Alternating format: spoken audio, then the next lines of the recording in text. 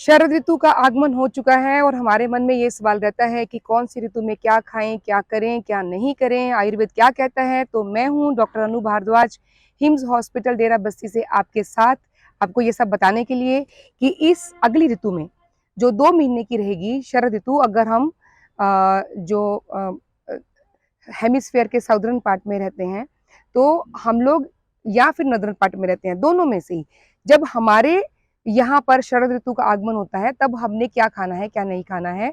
तो शरद ऋतु में क्या होता है कि बॉडी में पित्त यानी कि गर्मी, उसका बहुत ज्यादा प्रकोप होता है, वो बढ़ती है और हमारे कान में, गले में, कहीं पर भी इन्फेक्शन वगैरह के चांसेस ज्यादा ज्यादा होते हैं। इसीलिए हमें पित्त को बाहर निकालने वाला पंचकर्म करवाना है और जो पित्त को बढ़ाने वाला आहार और विहार है वो नहीं करना है। अगर मैं सिंपल तरीके से बात करूं तो हमें इसमें क्या खाना है और क्या नहीं खाना है उसके बारे में अगर हम बात करें, वैसे तो बड़ा सिंपल है इस बात को जानना कि जहां हम रह रहे हैं उस ऋतु में क्या उग रहा है, क्या फसल आ रही है, वही खाना चाहिए। लेकिन इसमें मूंग की दाल है, हल्का पचने वाला जितना भी आहार है वो हमें खाना चाहिए, और जो ज्वार है वो खाना चाहिए। एंड जो अपना पित्तवर्धक चीजें हैं, गर्म होती है नेचर में, वो नहीं खानी है अभी। और आयुर्वेद में बताया गया है कि हम सभी को, चाहे हम स्वस्थ हैं, चाहे हमें कोई बीमारी है, तब भी हम लोग अपने आहार में रोज मुलेठी, यष्टि मधु, लिकोरिस जिसको हम बोलते हैं, अगर हम वो ऐड करते हैं तो जो लिकोरिस है ये पित्त शामक भी है, यानी ये पित्त को शांत भी करती है और व्रण रोपण भी करती है। मीन्स अगर कहीं गले में या कान में कहीं इन्फेक्शन है, कहीं इन्फ्लामेशन है हमारी बॉडी में, तो ये उसको भी ठीक करेगी। तो ये हमें रेगुलर बेसिस पर अपनी डाइट में अगले 2 महीनों के लिए ऐड करनी है। क्या आप cancer, kidney fail, liver fail, heart problem या अन्य किसी गंभीर बीमारी से परेशान हैं और आपको डॉक्टर ने लिवर या किडनी ट्रांसप्लांट या फिर कैंसर के लिए कीमोथेरेपी और अन्य किसी ऑपरेशन के लिए बोल दिया है? तो रुकिए, हिम्स हॉस्पिटल में Ayurveda, naturopathy, panchakarma, diet and lifestyle management और एलोपैथी की मदद से हर लाइलाज रोग का इलाज किया जाता है। यहाँ 60 से 70% लोगों का डायलिसिस बंद हो जाता है और जिनका डायलिसिस शुरू होना होता है उनको डायलिसिस करवाने की जरूरत ही नहीं पड़ती। हिम्स में स्टेज 4 कैंसर के कई पेशेंट्स को नई जिंदगी मिली है। अगर आप हिम्स हॉस्पिटल में एडमिशन लेना चाहते हैं, जो अब पूरे देश में कई स्थानों पर खुल चुका है, या घर बैठे हिम्स की सुविधा हिम्स एट होम का लाभ उठाना चाहते हैं, तो स्क्रीन पर दिए गए नंबर 8270482704 पर कॉल करें। धन्यवाद।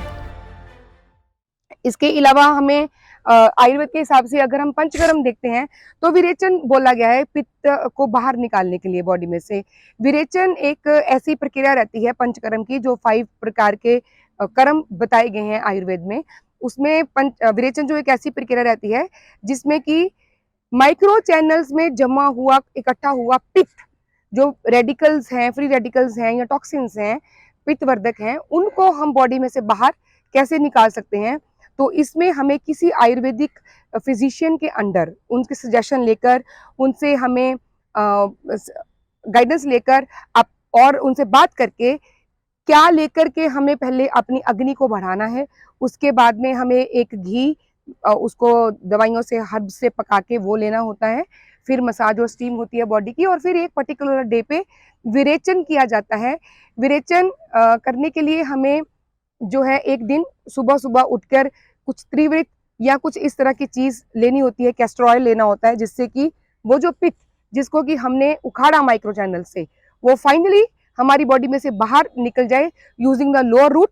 तो अगले 2 महीने आपके पास सुनहरा मौका है अपनी बॉडी में से किसी भी तरह की जो स्किन प्रॉब्लम्स हैं, या एसिडिटी है, या पित्त से रिलेटेड और कोई सी भी दिक्कतें हैं, इसमें सीकेडी भी आती है, तो इन सभी लोगों को, और अगर हम स्वस्थ हैं तब भी हमें जो है विरेचन करना चाहिए। इसके अलावा रक्त मोक्षण जो है वो भी पित्त को ठीक करने के लिए बोला गया है आयुर्वेद में। तो रक्त मोक्षण के लिए सबसे बेस्ट है कि हम जो है ब्लड डोनेट करें। ब्लड डोनेट करेंगे तब भी वो रक्त मोक्षण है, एक समाज का भी काम होगा और हमारी सेहत भी अच्छी रहेगी। तो एक पंथ दो काज हो जाएंगे। तो ये अगली जो शरद ऋतु के 2 महीने हैं उसमें क्या खाना क्या नहीं खाना। एक और चीज मैं आपको बता दूं, हरित की जो है, हरड़ जिसको हम बोलते हैं, उसको हर ऋतु में अलग अलग अनुपान के साथ, यानी कि उसको साथ में लेने वाली जो चीज़ है वो बदल जाती है, और वो उस पर्टिकुलर ऋतु के अनुसार वो रसायन हमें बल देने के लिए, हमारी इम्यूनिटी इंप्रूव करने के लिए एक औषधि बन जाती है। तो हरितकी है जो हरड़ है, उसको आप शक्कर के साथ इस ऋतु में लीजिए अगले 2 महीने के लिए। तो वो हमारी पित्त को भी शांत करेगी, हमारी इन्फेक्शंस को भी ठीक करेगी और हमारी बॉडी को बल भी देगी, हमारी इम्यूनिटी भी बढ़ाएगी। तो मैं अनु भारद्वाज, हिम्स हॉस्पिटल डेरा बस्सी से आपके साथ। तो अगली शरद ऋतु में आपने क्या करना है अब आप अच्छी तरह से जानते हैं। स्वस्थ रहिए, खुश रहिए। धन्यवाद। तो चंडीगढ़ में जो अभियान शुरू हुआ था, अब गुड़गांव, अमृतसर, दिल्ली, जालंधर, जयपुर, जोधपुर, लुधियाना, पटियाला, संगरूर, कई शहरों में हिम्स शुरू हो चुका है। हिम्स की ब्रांचेस शुरू हो चुकी हैं। अब हमें सिर्फ आपकी मदद चाहिए। भाई राजीव दीक्षित की याद में ये हिम्स शुरू हुआ था। भाई राजीव दीक्षित चाहते थे पूरे विश्व में आयुर्वेद का डंका बचे, आयुर्वेद की वजह से भारत विश्व गुरु बने। हमें आपकी मदद चाहिए। हर किडनी पेशेंट, लीवर फेल के पेशेंट और कैंसर के पेशेंट तक इस वीडियो को पहुंचाइए और भारत को विश्व गुरु बनाने में हमारी मदद कीजिए। धन्यवाद। जय हिंद।